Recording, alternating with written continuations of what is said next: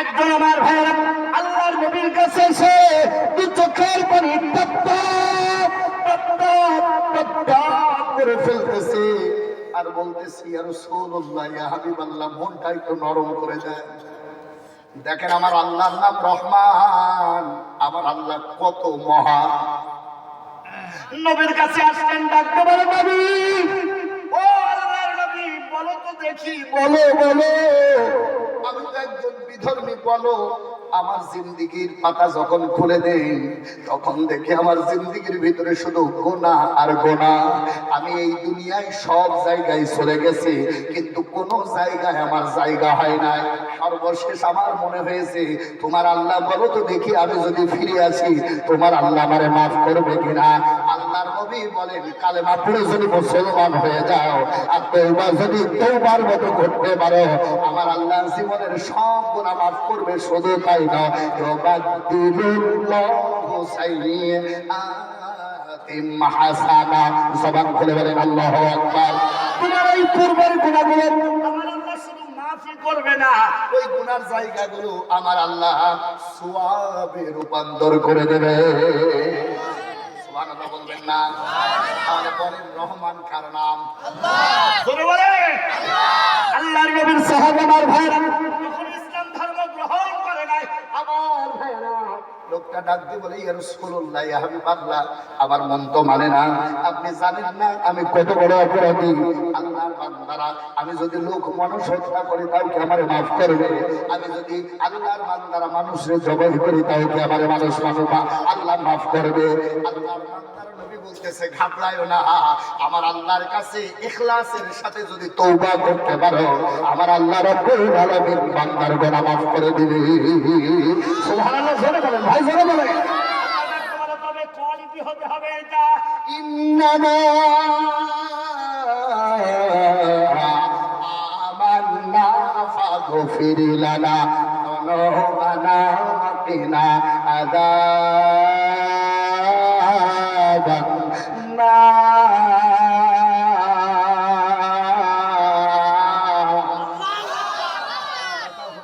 তওবাটা হতে হবে ইখলাসের সাথে। একমাত্র কার জন্য?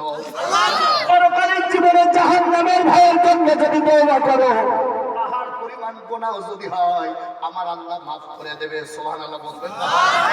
আমার ভাইয়েরা, একান্ত আপনজনে আমার তখন ওই লোকটি কান্না বন্ধ হচ্ছে না। আল্লাহর বান্দারা দু চোখের পানি টপ টপ টপ টপ করে পড়তেছে। আল্লাহর নবী ডাকতে বলে, ও আল্লাহর বান্দা, তোমার কান্না যখন থামে না, বলো তো দেখি, বলো বলো বলো, কি অপরাধ তুমি করেছো শুনতে চাই। ডাকতে বলে, ইয়া রাসূলুল্লাহ ইয়া হাবিবাল্লাহ, আমি তো একজন ব্যবসায়ী, আমি একজন ব্যবসায়ী। এই ব্যবসায়ী হিসাবে আমার বাড়ি থেকে আমি অনেক দূরে রওনা করলাম। আমার বাড়ির মহিলার পেটের ভিতরে তখন বাচ্চা ছিল। আমি আমার ওয়াইফকে, আমি আমার আহলেহাকে বললাম, ও আহলেহা শুনে নাও, তোমার পেটে যদি মেয়ে বাচ্চা হয় তাহলে হত্যা করে ফেলবা, আর ছেলে বাচ্চা যদি হয় আমার আদর্শে করে তুলবা। আমার ভাইয়েরা, একান্ত ব্রাহ্মণ আমার রাসূলুল্লাহ কথা বলে আমি রওনা হয়ে গেলাম। প্রায় কয়েকটা মাস পরে আমি যখন বাড়িতে আসলাম, কয়েকটা বছর পরে আমি যখন বাড়িতে আসলাম, বাড়িতে এসে দেখি একটা ফুটফুটে বাচ্চা, মেয়ে বাচ্চা দৌড়াদৌড়ি করতেছে।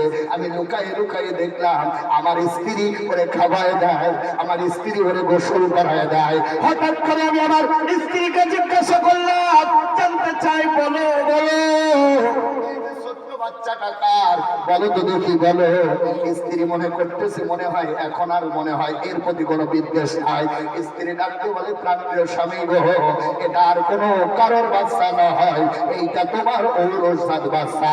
তুমি কন্যা সন্তান বলে হত্যা করতে চেয়েছিলে, আমি হত্যা করতে পারি নাই। দেখো তো স্বামী, দেখো দেখো দেখো, ওর চোখের দিকে তাকাইলে, ওর চেহারার দিকে তাকাইলে দুনিয়ার সব ভুলে ফেলা যায়। আল্লাহর বান্দারা, ওই লোকটার নাম সাধারণ কোনো মানুষ নাই, ওই লোকটার নাম হলো তাহিয়াতুল কালবি। সব ঘটনা আপনাদের সবার জানা। আমার ভাইয়ের তাহিয়াতুল কালবি মনের ভিতরে চিন্তা করলো, না না না, এই জাহিলি যুগে এই অবস্থায় কন্যা সন্তানকে বাঁচিয়ে রাখা এটা বড় পাপের কাজ। ভালোবাসা দেখালো যে স্ত্রী তার মেয়ের প্রতি এত ভালোবাসা, অল্পতেই তো তার বাচ্চাটা দিতে পারবে না, কি করা যায়? বিভিন্ন ছলে বলে কলে কৌশলে আল্লাহর বান্দারা স্ত্রীর কাছে মহব্বত দেখায়, বলতেছে শুনে না, আমি এই বাচ্চাটাকে একটু ভ্রমণে নিয়ে যেতে চাই, যে বাচ্চাটার চোখের ভুরুগুলো এত সুন্দর, কথনীগুলো এত সুন্দর, যে বাচ্চাটার অবয়ব কাঠামোটা এত সুন্দর। আমার ভাইয়েরা একান্ত বিরামন করে আমার বাচ্চাটাকে নিয়ে চলে গেল। অনেক বড় ঘটনা সংক্ষিপ্ত আকারে যে কথাটা আপনাদের মস্তিষ্কের ভিতরে ঢোকাতে চায়, আমার ভাইয়েরা বাচ্চাটাকে নিয়ে মরুভূমির পথ অতিক্রম করার পর, অনেক পথ অতিক্রম করার পর চলে গেল। বাচ্চাটাকে আস্তে করে পাশে রেখে দিল। এরপরে গর্ত খনন করা শুরু করে দিল। গর্ত খনন করা যখন শুরু করে দিল, গর্ত খনন করতেছে, বাচ্চাটার কাছে দাঁড়ায় আছে। হঠাৎ করে বাচ্চাটা বাবার দিকে তাকায় দেখতেছে, বাবার আল্লাহর বান্দারা বাবার কপাল দিয়ে টপ টপ টপ টপ করে মাটি, আল্লাহর বান্দারা ঘামগুলো মাটির ভিতরে পড়তেছে। ওই ছোট্ট বাচ্চাটা আস্তে করে এসে নিজের জামা দিয়ে ঘামগুলো মুছায় দেয় আর ডাক দিয়ে বলে, বাবা এত পরিশ্রম করো কেন? আল্লাহর বান্দারা তাহিয়াতুল কালবি ডাক দিয়ে বলে, ইয়া রাসূলুল্লাহ ইয়া হাবিবাল্লাহ, তখনও পর্যন্ত আমার মেয়ের জন্য আমার কলিজায় তেমন জায়গা হয় না। আমার মেয়েটা আস্তে করে আমার ঘামগুলো মুছায় দেয়, ডাকতে বলে, বাবা কেন মাটি করো, এত পরিশ্রম করো, বলো বলো বলো। বাচ্চাটাকে তখনও আদর করে সরাই দিল, বললো দাঁড়াও, কিছুক্ষণ পরে তোমার জন্য একটা বড় উপহার রেখেছি, তোমাকে দান দেব। মেয়েটা কোলের ভিতরে ঝাঁপিয়ে নিয়ে বলতেছে, বাবা আমার মা সবসময় বলতো তোমার বাবা হলো জালিম, তোমার বাবার কাছে যাবে না। আমার মা যাবে না, আমার বাবা শ্রেষ্ঠ বাবা। বাবা গো, তুমি যে আমার সান্ত্বনা বাবা ভালোবাসা দিয়েছো, আমার কোনো উপহার লাগবে না। আমার যে ভালোবাসাটুকু দেখাইছো, আমার কলিজা হয়ে গেছে। আল্লাহর বান্দারা দাহিয়াতুল কালবি তখন ডাক দিয়ে বলতেছে, রাসূলুল্লাহ তখন আমার কলিজার ভিতরে আমার মেয়ের জন্য ভালোবাসা জন্মায় নাই। আল্লাহর বান্দারা মাটি খনন করা আবার শুরু করে দিলাম। ইন্ডিমেন্টাই ওই বালি আর মাটিগুলো যেন আমার চুলের ভিতরে দাড়ির ভিতরে লেগে যায়। ছোট্ট বাচ্চাটা চাপটে ধরে পিছন থেকে আবার দাড়ির ভিতর থেকে মাটিগুলো আস্তে আস্তে সরায় দেয় আর ডাকতে বলে, বাবা আমার কোনো উপহার লাগবে না, আমার কোনো প্রাইজ লাগবে না। যে উপহার দিতে যে আমার বাবার কপালের ঘামগুলো টপ টপ করে পড়ে, যে উপহার দিতে যে আমার বাবার এত কষ্ট হয়, আমি মেয়ে হিসাবে বললাম আমার বাবার চাইতে ভালো বাবা এই দুনিয়ায় নাই, আমার দরকার নাই। আমার ধরে সরাই দিয়ে বলতেছে, একটুখানি বসে দেব। আল্লাহর বান্দারা এইভাবে মাটি খনন করা শুরু করে দিলে, আমি আর রাসূলুল্লাহ ইয়া হাবিবাল্লাহ তখন আমার মেয়ের প্রতি আমার ভালোবাসা জন্মায় নাই। ইন্ডিমেন্টাই মাটি খনন করা হয়ে গেল। এই অবস্থায় বাচ্চাটাকে আস্তে করে আমি ডেকে নিয়ে আসলাম, মা আসো, দেখো দেখো তোমার প্রাইজ ভিতরে। মেয়েটা বুঝলো না, আস্তে করে ওই মাটির গর্তের কন্ডারে দাঁড়ায় গেল। আমি আমার নিষ্ঠুর বাবা মাটির কর্নারে যখন মেয়েটা দাঁড়ায় গেল, আমি আমার ওই বাচ্চাটাকে আস্তে করে পিঠে ধাক্কা মেরে গর্তের ভিতরে ফেলে দিলাম। রাসূলুল্লাহ ইয়া হাবিবাল্লাহ, আমি শুনেছি ওই গর্তের ভিতর থেকে আওয়াজ আসতেছে, আব্বা তুমি আমারে মাফ করে দাও, আমারে মাফ করে দাও। মা তো যা বলেছিল সব সত্য, তবে তোমারে আমি আর জীবনে কোনোদিন আব্বা বলে ডাকবো না, আমারে তুমি মাফ করে দাও। দাহিয়াতুল কালবি ডাকতে বলে, ও আল্লাহর নবী, আমার মেয়েটা ওই ভিতর থেকে আব্বা আব্বা আব্বা বলে ডাকতেছে, তখন ওই মেয়ের কান্নাগুলো আমার কলিজার ভিতরে জায়গা হয় না। আমি এত নিষ্ঠুর, মেয়েটা আব্বা আব্বা আব্বা বলে ডাকতেছি, আর পারে থাকা ইট পাথর আর বালিগুলো আমি আস্তে আস্তে করে গর্তের ভিতরে ফেলে দিলাম। আল্লাহর বান্দারা গর্তের এই মাটিগুলো যখন গর্তের ভিতরে ফেলে দিই, ভিতর থেকে আওয়াজ আসতেছে, আব্বা। আমার কষ্ট হয় তুমি আমারে মাফ করে দাও। এখান থেকে যদি আমি বেঁচে যাই, আমি এই দুনিয়ায় কাউকে বলবো না তুমি আমার বাবা, কাউকে পরিচয় দেবো না তুমি আমার বাবা। আমারে কি মাফ করে দেওয়া যায় না? ওগো আল্লাহর নবী, আমি দাহিয়াতুল কালবি।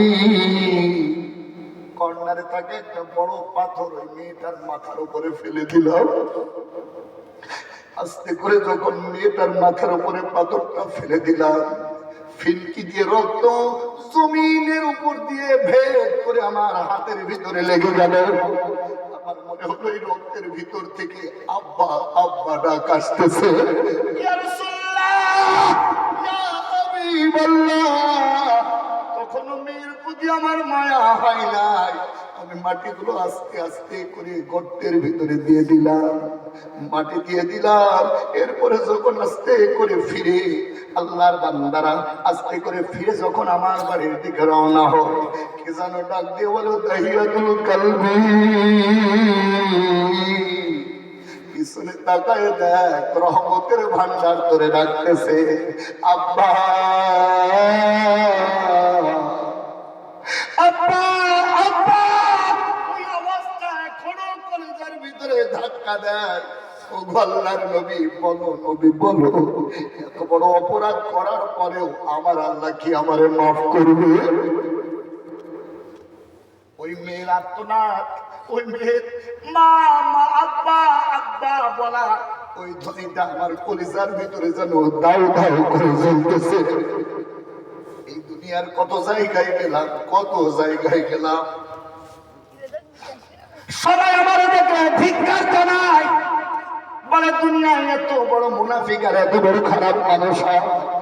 কোন জায়গায় যে সমাধান পাই নাই। নবী তোমার কাছে এসেছি, বলো বলো তোমার আল্লাহ কি আমার এত বড় অপরাধ মাফ করবে?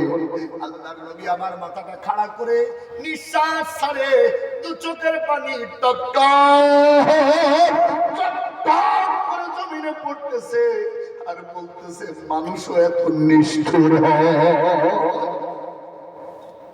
নবী বলতেছে মানুষ এত নিষ্ঠুর হয় আমার জানা ছিল না। তবে শুনে না ও দাহিয়াতুল কালবি, তুমি যদি তারপরও আমার আল্লাহকে ডাকো, ইন্নানা আমান্না ফাগফির লানা যুনুবানা ওয়াকিনা আযাবান নার।